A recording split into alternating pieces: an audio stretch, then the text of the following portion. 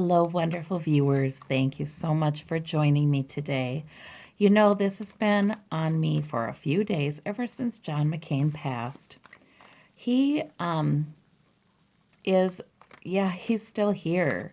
He's wanting to do some things. And of course, I don't think he will miss his funeral and lying in state. He won't miss those things. He's still here and he wants to talk. Normally, when people pass, I kind of say, well, they're pretty busy. I get this feeling like, well, not yet. But with John McCain, no, not even. So I do feel there's this intensity right now, immediately. And I'm kind of thinking, oh my goodness. Oh, I don't know. I hope his family doesn't watch and think who the heck is she that thinks she can talk to him. But you know what? He is one of those um, souls. He is one of those souls that is very powerful, and can be talking to a lot of people at once. He's one of those leaders who will continue to work from the other side, similar to some of the talks that I've done, some of the medium readings where I've really felt like, I think of Martin Luther King Jr. I think of RFK and JFK. They're still fighting the good fight. They love democracy. They love democracy, and they're still working. And John McCain will be one of those. I think, and he's not.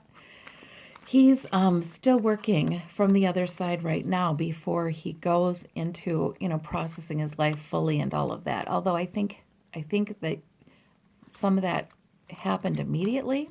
I don't know exactly how it goes, but all I know is this man's been talking to me ever since he's passed. So I'm going to do a medium reading, you know? And you see that I'm kind of almost trembling here. And that is the energy. That's the energy. It's very, very, very strong. So, yeah. Okay, John. John McCain, Senator John McCain, who is very direct. That's his way of talking. I'm going to ask you to speak with us through a Celtic cross. And I just feel like he says, well, whatever. Whatever you want to use. You want to use Celtic Cross? That's fine. And he smiles. That's fine. I don't know if he thought much of the cards when he was alive, but he says, whatever works, whatever works. He's got a smile. He's got a good sense of humor, too. He does. He does. And especially now. He's very light. Yes, he's very light. And he says, don't. Maybe the trembly feeling is he is so in the presence of God right now. Anyway, okay, so John, what would you have us know? And Spirit, what would you have us know? All right, in the heart of the matter, we have the Ten of Pentacles. Okay, and this is usually before people pass. So he may be talking about being in the bosom of his family, his legacy, feeling very loved by them, very proud of them. Yeah, that generational legacy he left. Frankly, I've heard, like I said, he's been here on and off for the last few days, and I also felt like I heard him say that he understands more now about families who didn't have this. He understands much more fully now, and he has a much better grasp of that, and he wishes he had. Okay? All right. And we have the Moon card as the challenge. So before he went, right, of course, it was the unknown. It was not relying on facts at all, but just the uncertainty, just the intuition.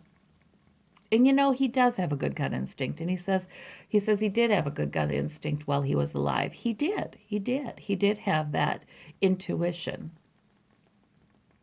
But he would have called it an internal compass. That's what he called it, an internal compass. And And it was very strong for him when it came to right and wrong. Yeah. I mean, that was how he could suffer so much and still do the right thing. That internal compass was very strong, and he cultivated that. He cultivated that. He valued that. So he did feel like he had not only a conscience, but he felt like he had a line to the divine in that way. He very much so. He grew when he was tortured. He did grow in that experience spiritually. And so this walking by the light of the moon, it wasn't, it was challenging, but yet he'd been there before, and in places where he could see nothing. Oh gosh, yeah. He's showing me some of the torture was he had darkness. He was in complete darkness for days at a time, even weeks sometimes. Okay, so he'd been there before, and this was nothing like that because he was in the bosom of his family. And he really did, he felt complete and he felt secure in that. But this walking by the moonlight, it was very much like that again. But the power that was there, and he had connection with that throughout his life. So he knew where to go. He knew where to go with that. It was in communication with the divine. So underneath it all, yeah, we had the Eight of Cups. It was time for him to leave. It was time for him to go off in search of what was missing. And the only thing that was missing was the afterlife, a closer existence with God, a closer existence in within the divine. So that was time. It was time for him to leave with that Eight of Cups. And in the past, oh yeah, the Four of Wands, he did have some really good times with his family. He really, really did. He did. There must have been a party. There must have been a celebration. Yeah, he's saying thank you to them. Well, I guess in case they do see it, they should know too that a spirit like John McCain is able to talk to a lot of people at the same time. He's able to, affect change. All right. So this beautiful time. They had a beautiful party. They had a beautiful gathering. They had a beautiful celebration in a way of his life, of him. He felt so loved. But he says at the same time, even during that, at that gathering, whatever that was, and I don't know if it was something formal or if it was that everybody came that he loved in just a gathering, he felt like he was saying goodbye to each of them at that. All of these beloved people.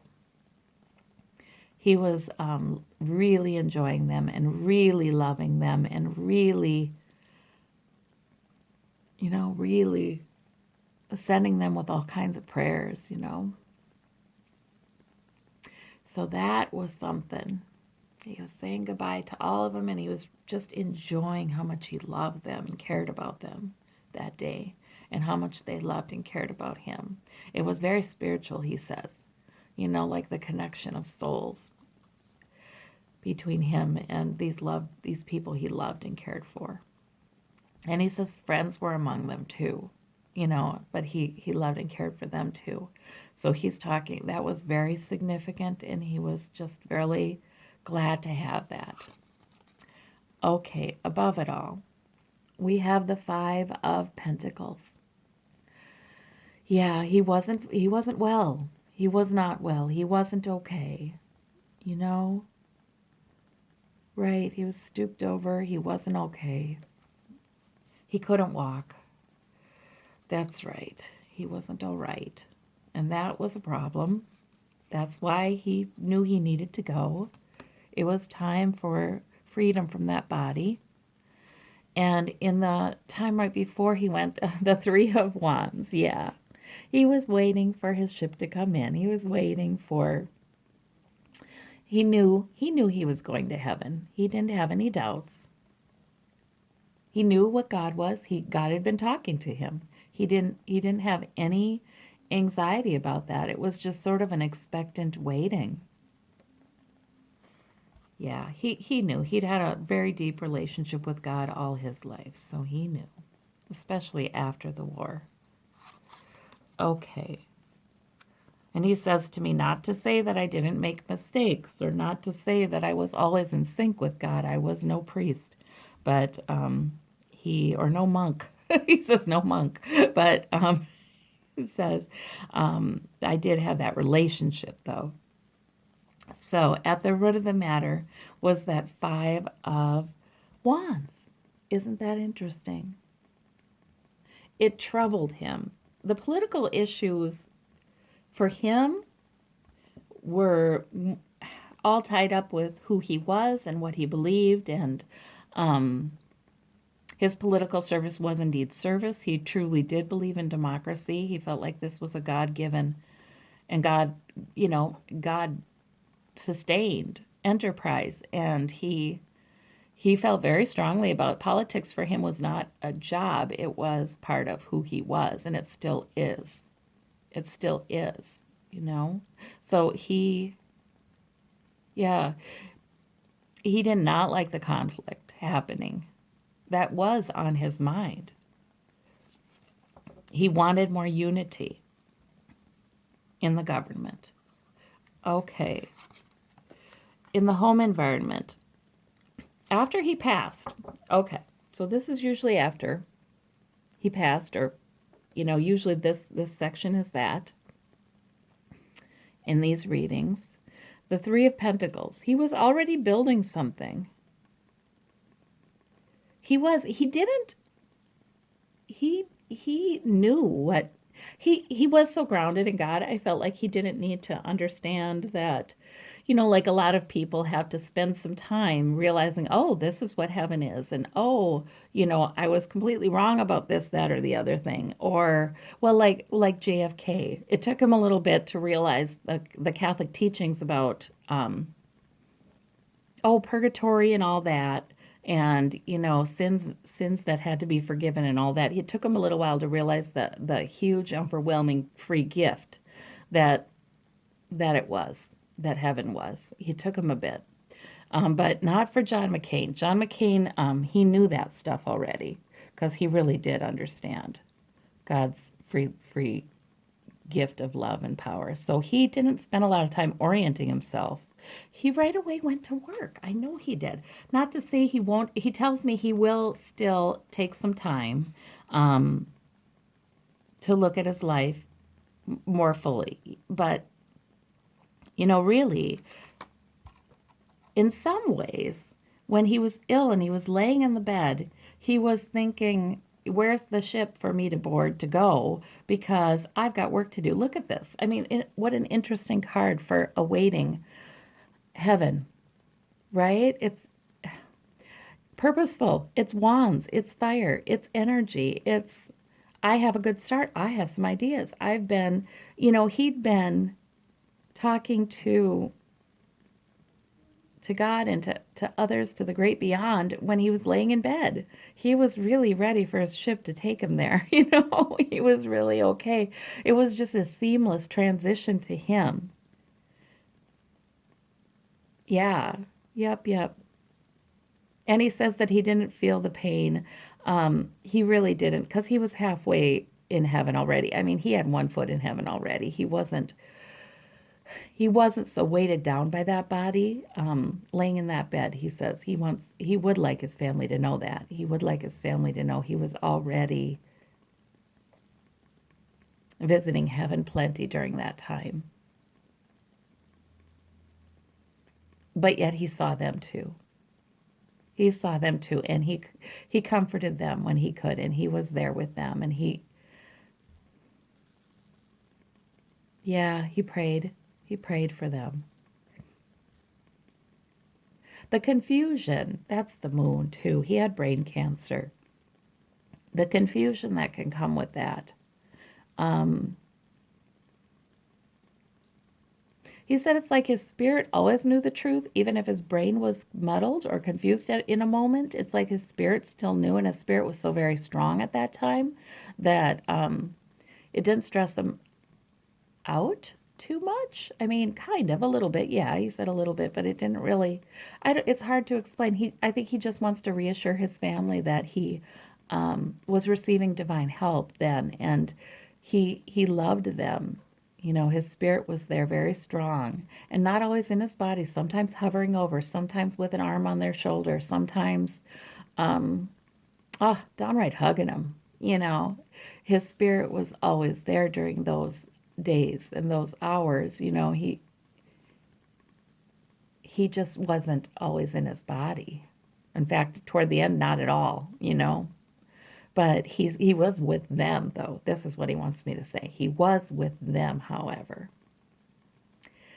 So anyway, he did start planning to build something new as he crossed over that would increase security. He was big into safety for the American people, big into safety for American people. That's why it's the Three of Pentacles. He was already working with people on the other side. This is what I'm hearing. Even when he was in the bed, he says, you know, he'd already started conferring with spirits on the other side, like yeah, former presidents. Yes, yes,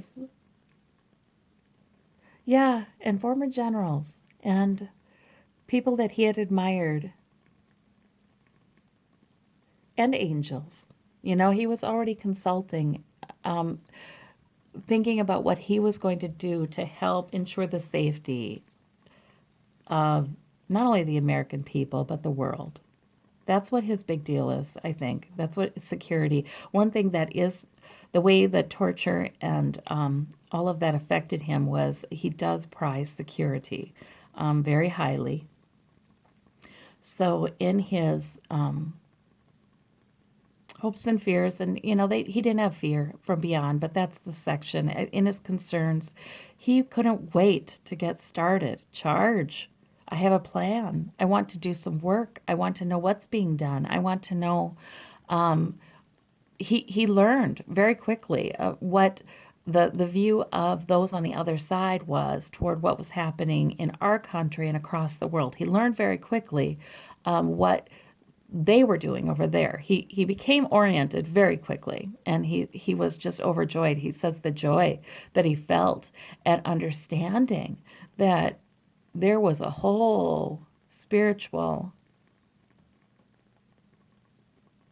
I mean, movement, force of combined energies, you know, to solve these problems. He was so overjoyed. And he was so filled with hope and energy and power. He felt so young. He just wanted to charge forward and yes, let's do it. That's why I've been feeling like he's been around or like willing to talk to anybody who was going to listen. Um, since his death, he's been willing to do that because he's like, let's charge forward. I have a plan. Swords are plans with this Knight of Swords. I have a plan. I have energy. I have a lot of passion for this. I have clarity with that sword. Intellect. Let's charge forward. There's a plan on this other side, and I am on board. Let's get everybody else on board. It's like that. It's like that. His outcome, Ace of Pentacles. Okay, yes, like I said, he is really into improving the security for the American people, but then largely for everyone. He says now on the other side, he doesn't really see the distinction. He used to think the distinction was more important than it really is, you know, but he does still very much so believe in the tenets of democracy and believe that's the way, and especially after talking to those on the other side, yeah, I mean, it's not perfect, but you know, those are the ideas, the equality and yeah, and the liberty.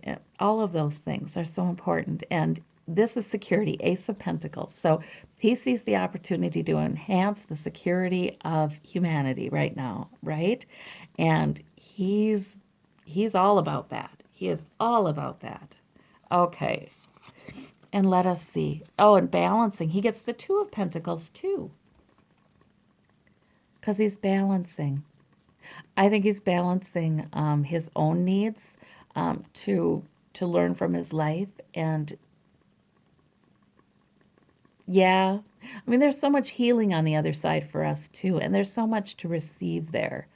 And there's so much joy when people look at their lives who have done good things that have affected a lot of people. There's so much joy and there's so much learning when people have done things to affect a lot of people that maybe weren't very good or didn't turn out the way they thought they would. So there's just learning that happens when we look at our lives. And a soul like John McCain would want to learn as much as possible. But also, I think he's going to have a lot of joy waiting for him in that. But he's balancing his path individually here and what he wants to do in joining forces with others who have departed and spiritual beings, Yeah. Because the work to him is love, and love is the work, and it's all, it's all together. Oh, but he is. He is enjoying himself with this Nine of Pentacles. That's clarifying the Ace. He is enjoying himself. He is. He's enjoying what he's earned. He's enjoying. He feels secure and safe. Oh, okay. He really is enjoying this sense of contentment. That Nine of Pentacles lady. Just this absolute ease and contentment. He says that that's one thing that those years of torture did take from him, and he didn't realize it completely until he passed.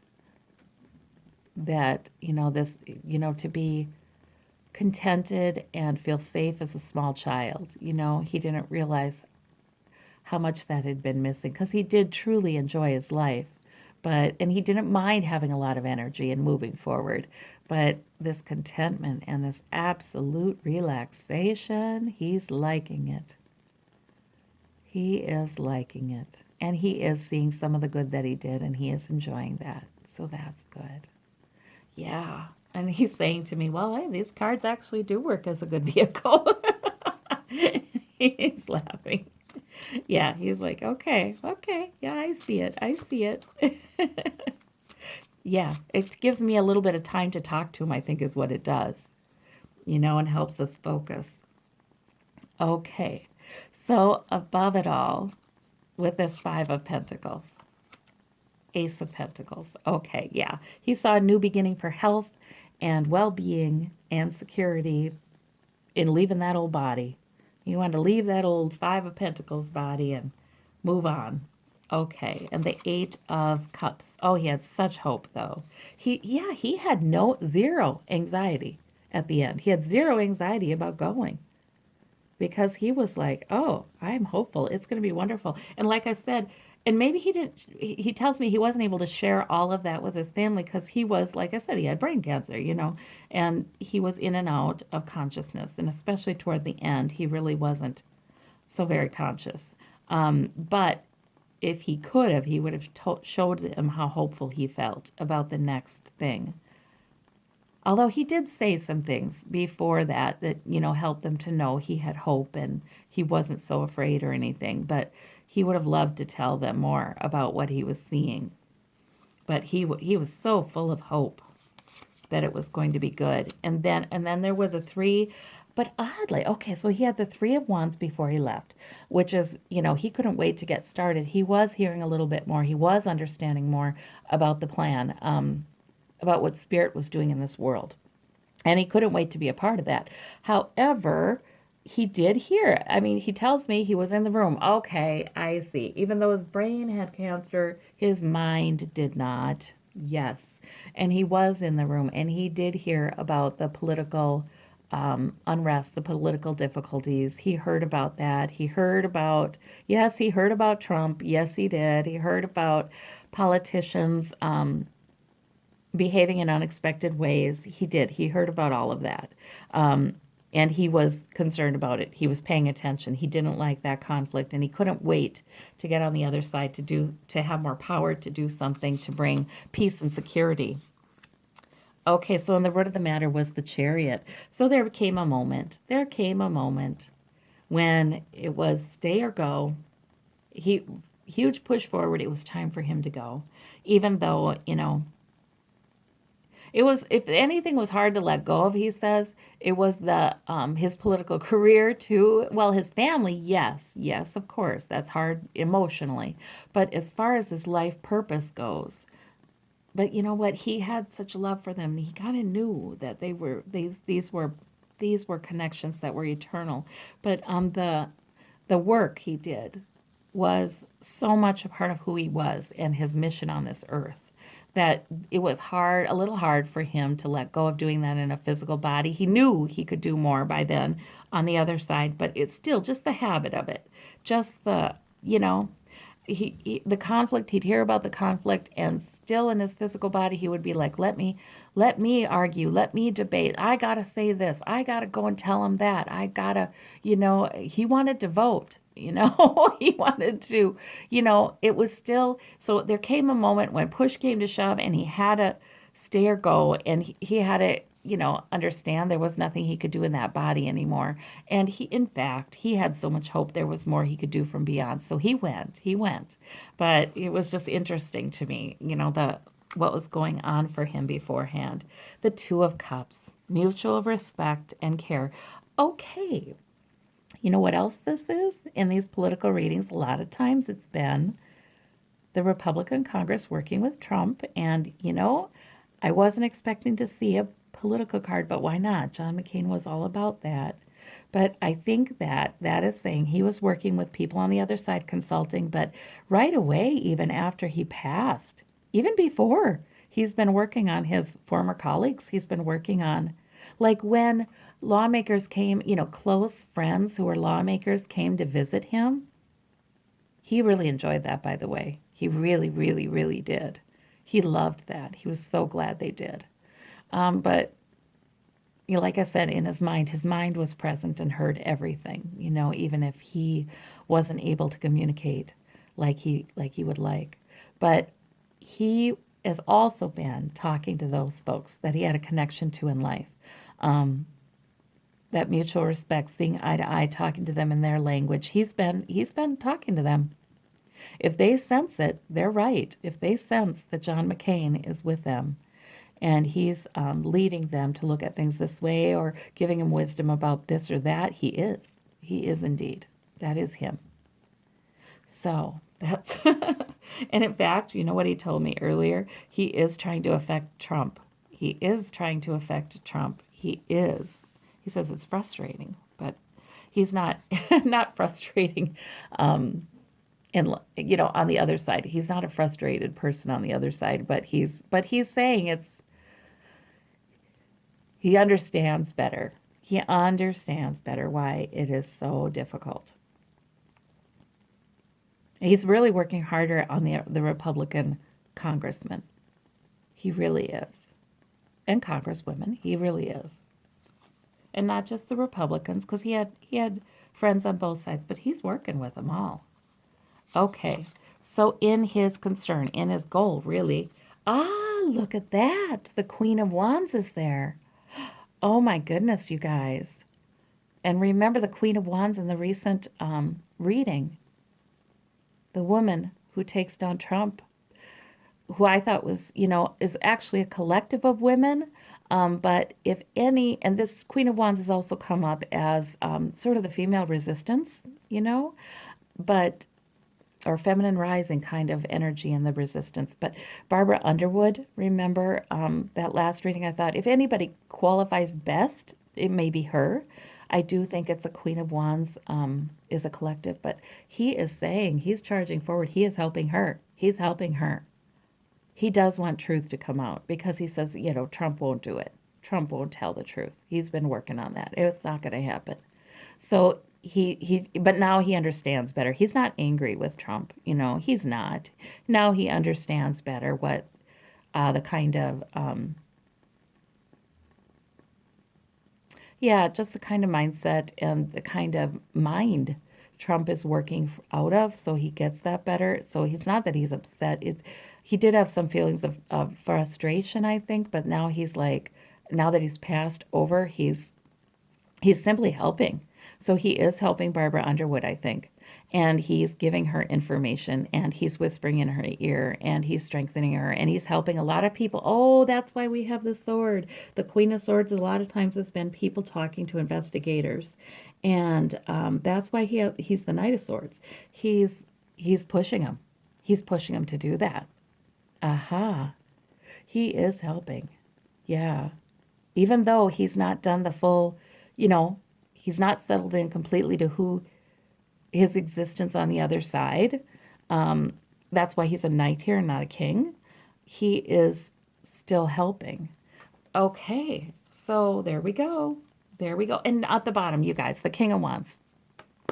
That King of Wands. Now, I have seen in my readings the Queen of Wands come up again and again and again.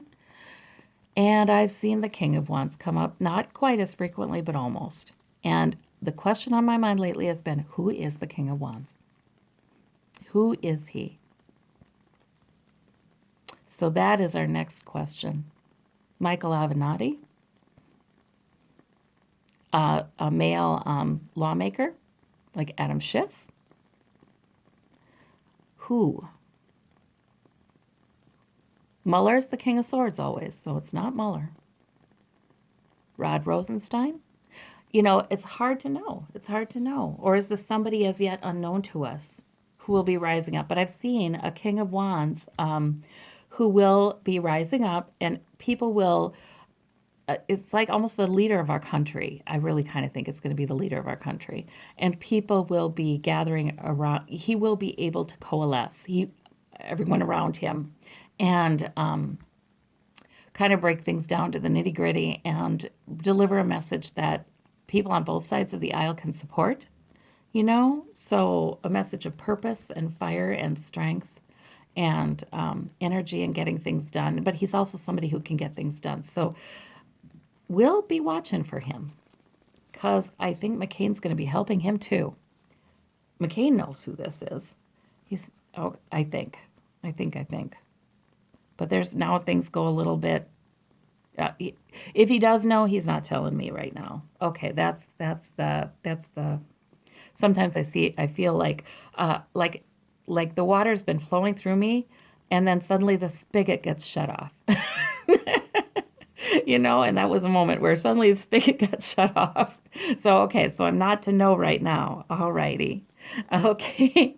Well, thank you so much, John McCain. Thank you so very much for your service here. And he says that's nothing compared to what I'm going to do from over there, where I see more and I see more clearly and I understand things better. Okay.